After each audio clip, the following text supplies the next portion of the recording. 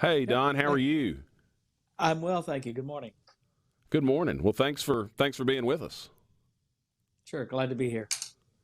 So you're with AAA Mississippi then? Yes, I am. I'm the public affairs specialist for AAA Mississippi. And tell me a little bit. My wife and I are members, but in case there's anybody out there who's not, why don't you tell us a little bit about what AAA does? Oh, sure, I'll be glad to.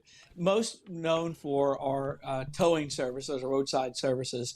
AAA has been around since 1902.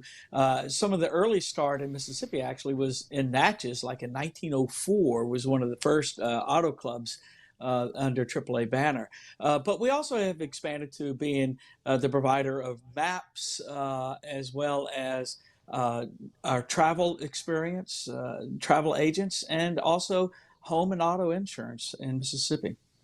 Interesting. Well, I assume you and your members are following pretty closely what gas prices are doing. Yeah, it's something that AAA has followed since the 1970s with the earliest oil embargoes, and it's something that we've been tracking for a number of years, and we certainly are at, even when you account for inflation, at historic highs right now. I think what the question a lot of people are asking is there relief in sight, or are these prices, are we going to be at this kind of gas prices for the foreseeable future? Do y'all have any sense of what we can expect there? Well, just based on the idea that all fuel is sold in the futures market, so these investors are looking down the road 6 weeks, 6 months down the road and making their investments based on that. Looking at where their investment money is going and what they're forecasting, I think this is going to be with us at least throughout the summer. Wow. And that's a time when people tend to use, if I'm not mistaken, more gas because you've got, the family summer trips, people driving somewhere. Yeah, this is usually when demand is at its highest. Hey, so, do you have a sense for how most people are dealing with it? I mean, are people canceling the family trip, staying closer, or is it tending to be laying off on other things? Canceling some discretionary spending that might otherwise have happened in order to be able to afford the gas needs for the summer. That's typically what we see, just what you're talking about, where they start making cuts in other areas, maybe not dining out as frequently, those type of things. Usually, especially if they have a big vacation plan, that's been in the plans for months. And so the higher gas prices don't necessarily change that behavior. But if they're going to make some impromptu trips and just kind of like, well, we haven't quite settled on our plans yet for what we're going to do in July, then usually we'll see that's where some of those travel changes are. They may not go as far or stay as long. Maybe they'll stay 4 days instead of 5 days to try to save the money on that hotel expense. Uh, Obviously, not only is gas going to be more expensive for the summer, but the entire vacation package is going to be expensive.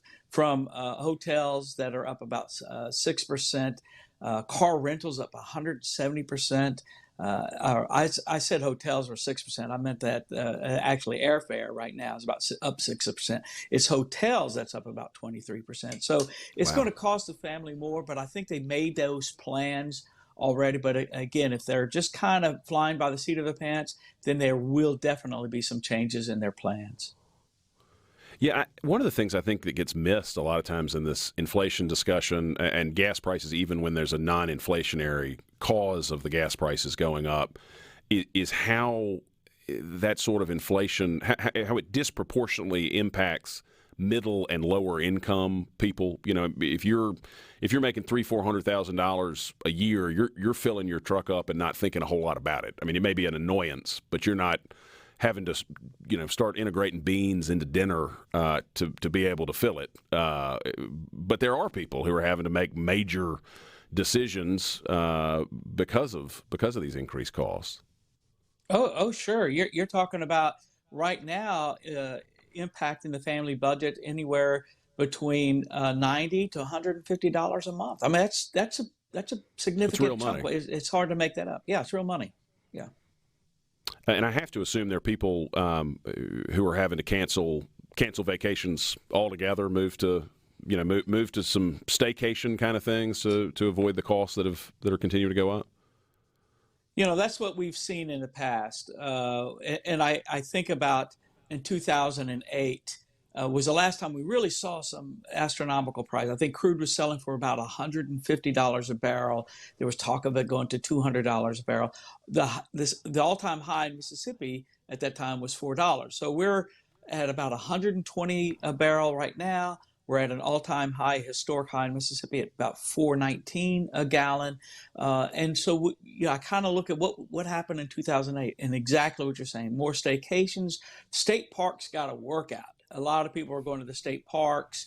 We have a vacation idea, especially in the corporate world. You use it or you lose it. So people try to use them, but they, again, not traveling as far, not staying as long, or just staying at home, maybe becoming tourists in their own hometown, trying to get away from the office and trying to relax some. But it definitely changes overall behavior. We've just released our Memorial Day forecast. We're actually looking pretty good. We're at numbers that we haven't seen since 2017, which are good numbers. Obviously, 2018 and 2019 were historic landmark numbers, but we're seeing and these are numbers of overall. The number of people who are traveling. Who are traveling. Go ahead, Don. I interrupted you. Holiday. That's right, and it's just about a 6% increase over where we were last year, but we're moving upward.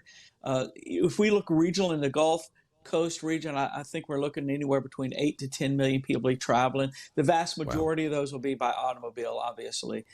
So that's a good harbinger for summer. Usually Memorial Day says this is what the summer is going to be like. But these prolonged prices as we get into July, August, it may change some plans. But right now, I think those who plan their destinations to Orlando or to Gatlinburg or wherever they're going for their vacation, those are pretty much already locked in. But it's probably the new plans, the new ideas that are going to be facing the most dramatic changes. Well, it's a shame, because after the COVID lockdowns, and I know we've been fortunate in Mississippi to have leadership that hadn't kept us in lockdown as long as some states did, but my sense in talking to people is folks are just so eager to get out there and do things that they missed out on, go somewhere fun with their family and have some time where you can really focus on them, and and clearly it's driving some of the increased cost, but it's a shame that we're at this point where people are really able to get out there and enjoy a proper open summer, and folks are having to look at it and say, can we really afford to make those sort of trips with a family? Yeah, that's an astute observation, because we're seeing interest in people traveling, even despite the inflation and despite the higher fuel prices. People they're just got 2 years of pent up demand to get out and travel, and I think they're just saying, the heck with the inflation, we'll make it up someplace else. And we may see that in other areas of our communities that may be suffering because people had to cut back somewhere to be able to afford the fuel. Well, and you make a good point there too, Don. You think about all the people who work in tourism directly or indirectly, who count on folks coming in the summers when they're on vacation, filling up those restaurants, filling up those hotels, and hopefully those people won't be too badly impacted by increasing prices, causing people to have to not make new plans that they otherwise would have. Yeah, I mean that's the thing that AAA has found in the past, is that just fuel prices alone don't determine whether people travel or not. It's the state of the economy, particularly the state of their personal economy. And I think right now many people are still feeling confident about their personal economy, but no doubt these high inflation, whether it's food or gasoline, across the board, the inflation's affecting everything. At what point does that start people cutting back? And I can speak from a perspective of my 20-something daughter who's still in college and doesn't have a whole lot of money, and she's really had to change her behaviors because all of her money's like, Dad, all my money's going into my gas tank, and it certainly is. It's a big impact. Absolutely. Well, Don, thank you for being with us. Thanks for all AAA does, and I think it was a good conversation. This is Lucian Smith in for Paul Gallo here on the Paul Gallo Radio Show on SuperTalk, Mississippi.